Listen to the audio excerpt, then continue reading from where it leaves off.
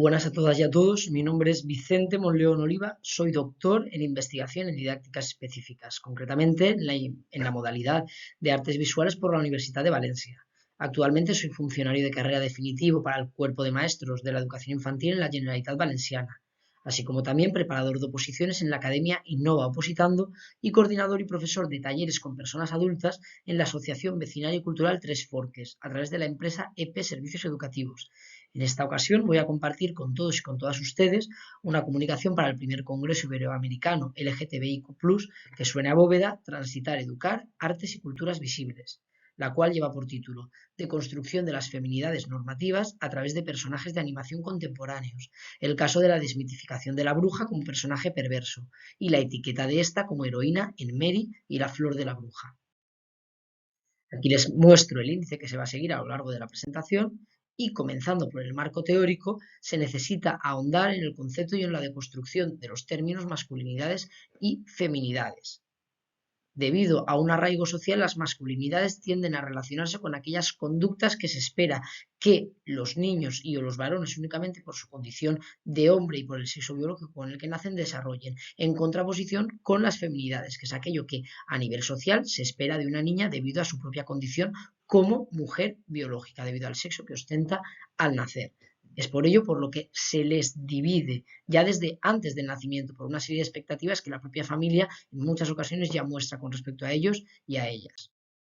Otro de los conceptos significativos para este estudio es el concepto de cultura visual. En esta ocasión se recurre a Fernando Hernández, quien en el 2005 destaca que la cultura visual es un concepto y un campo de estudio que ofrece una serie de marcos teóricos y metodológicos para repensar el papel de las representaciones visuales del presente y del pasado, y las posiciones visualizadoras de los sujetos. Pero bien, ¿qué es la cultura visual?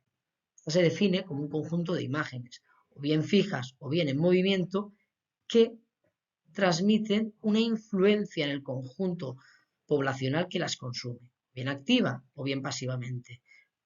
Y esta influencia, a su vez, es debida a la cotidianidad con la que se ostentan y o presentan dichas imágenes en la propia historia de vida de estas personas.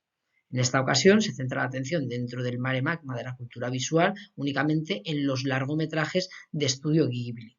Es una productora oriental quien se caracteriza por presentar una serie de discursos mucho más actualizados. De hecho, aquí les comparto una cita de Papalini en el año 2006, quien destaca sobre todo este marco fantasioso a través del cual se evocan historias reales de personajes que, aunque sean ficticios, se corresponden con las narraciones y historias de vida de personas con las que puede encontrarse cualquiera en su cotidianidad, exaltando la desmitificación de la mujer o de los roles que se le asignan a esta, la importancia de preservación del medio ambiente, etc. Centrando la atención en la metodología, se destaca la importancia de partir de un paradigma sociocrítico, entendido como aquel que analiza los discursos y o realidades sociales para contribuir de manera positiva a la evolución y progreso de esta.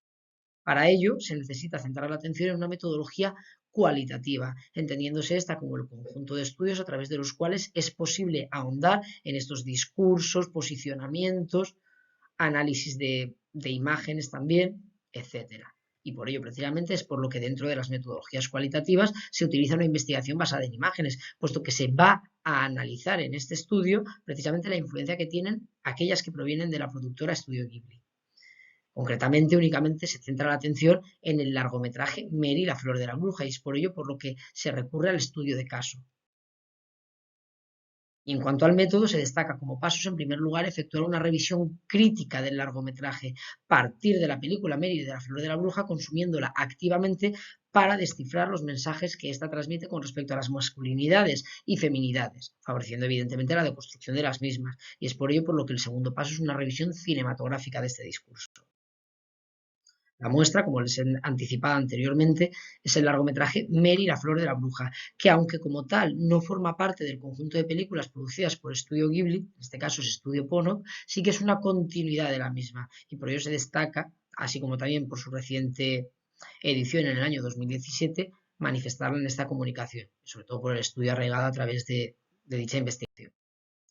En cuanto a la exposición y discusión de resultados, en primer lugar se atiende a Mary como ejemplo maniqueo de la construcción estética de la bruja, y de hecho así se manifiesta con su propia apariencia. Es una mujer, una niña adolescente de pelo pelirrojo que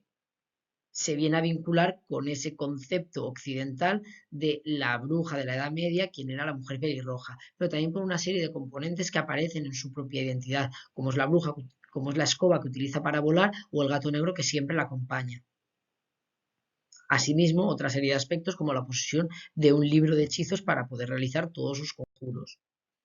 En segundo lugar, se atiende a Mary como ejemplo de la bruja desmitificada. Todo ello se debe a que a través de las características que aparecen en el propio personaje se permite desmitificar su condición y no considerarla únicamente como una bruja perversa por tradición, sino más bien como todo lo contrario, que es precisamente al siguiente punto al que se va a llegar.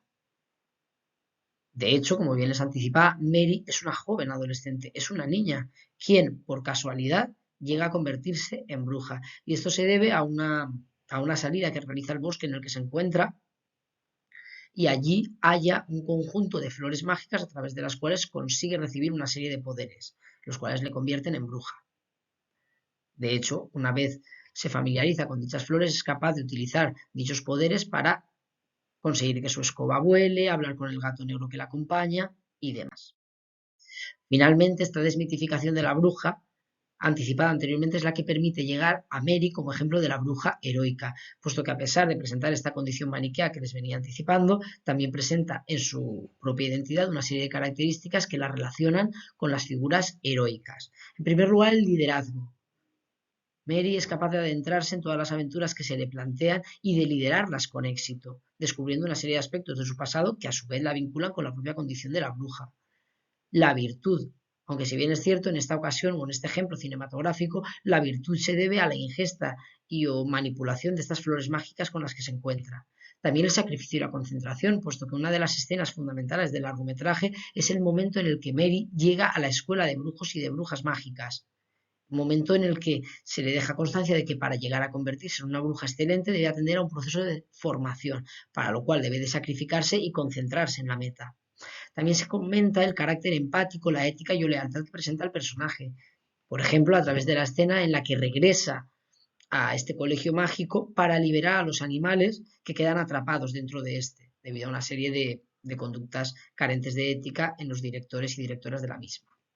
Así como también la posibilidad de sobrevenirse a la adversidad y la valentía que presenta, puesto que es capaz de enfrentarse a la directora de la escuela para liberar a los animales que les he comentado anteriormente, pero también para llegar a salvar a su propio amigo humano. Y finalmente la prudencia. Esta característica se alcanza al final del largometraje, momento en el que Mary se da cuenta de que todavía se encuentra en posesión de una serie de estas flores mágicas, pero decide desecharlas y dejar de lado el componente ficticio y irreal de la identidad de la bruja para centrarse únicamente en su realidad humana. Decide ser prudente para no adentrarse en este mundo, el cual ya ha conocido. Aquí les presento el listado de referencias bibliográficas utilizadas, así como también las referencias cinematográficas. Únicamente me queda darles muchas gracias por su atención y comunicarles que para cualquier tipo de duda, consulta, aclaración, pueden ponerse en contacto conmigo o bien a través de los medios de los que dispone este congreso o bien a través del correo electrónico que les facilito en esta diapositiva. Muchas gracias nuevamente.